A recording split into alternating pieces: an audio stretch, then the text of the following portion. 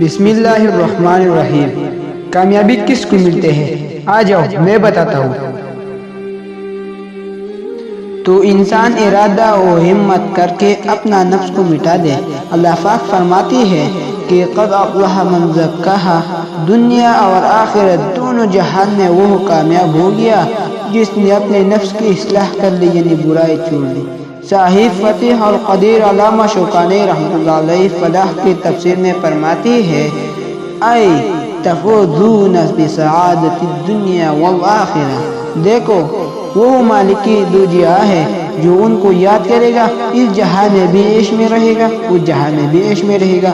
فلاح عربی زبان کا ایسا جامع لفظ ہے کہ شیخ محی الدین ابوس کرانوی رحمۃ اللہ علیہ شرح مسلم میں لکھتی ہے قالوا فی الفلاح لیس فی کلام العرب کلمۃ اجمل لخیر الدنیا والآخرۃ منہ، کہ فلاح کے مقابلے میں عربوں کے پاس کوئی لغت نہیں ہے۔ یہ ایسا جامع لفظ ہے کہ پوری لغت عربی میں اس جیسا جامع لفظ کوئی نہیں ہے۔ دنیا اور آخرت کے ساری بلائیوں کا یہ لفظ عامر ہے، تو تقوی کے برکت سے دنیا بھی چین سے گزرتی ہے اور آخرت کا تو کیا کہنا ہے۔ اور جو لوگ گناہ کر رہے ہیں ان کے سر پر قرآن رکھ کر پوچھو کہ ان کے دل کی تاریخ اور بیانات تاریخ کیسے ہے۔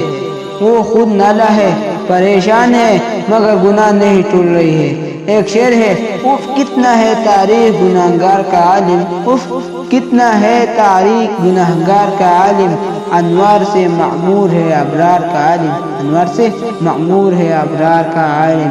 گناہگاروں کے دنیا تاریخ میں ہے، وحشت میں ہے، گھبراہٹ میں ہے، بے چینی میں ہے، نیند کی بھی کمی ہے، سر سے لے کر پیر تک ہر وقت غم و فکر میں رہے، خدا کے قہر و غضب کے لعنتی سائے میں ہے، جہاں گردے بھی خراب ہو سکتے ہیں، کینسر بھی ہو سکتا ہے اور نہ جانے کیا کیا ہو سکتا ہے۔ اور نیک بندوں کا عالم اللہ کے نور سے آباد ہے، ان کا دل ایسا آباد ہے کہ ان کے پاس بیٹھنے والوں کے ویران دل بھی ان کے برکت سے آباد ہوتی ہے۔ جس کا دل خدا کے نور سے آباد ہو جائے وہ دل ایسا مبارک ہوتا ہے کہ اس کے بعد بیٹھنے والوں کے دل بھی آباد ہوتی ہے۔ میرا ایک شعر ہے وہ دل جو تیرے خاطر فریاد کر رہا ہے، وہ دل جو تیرے خاطر فریاد کر رہا ہے، اجڑے ہوئے دلوں کو آباد کر رہا ہے، اجڑے ہوئے دلوں کو آباد کر رہا ہے۔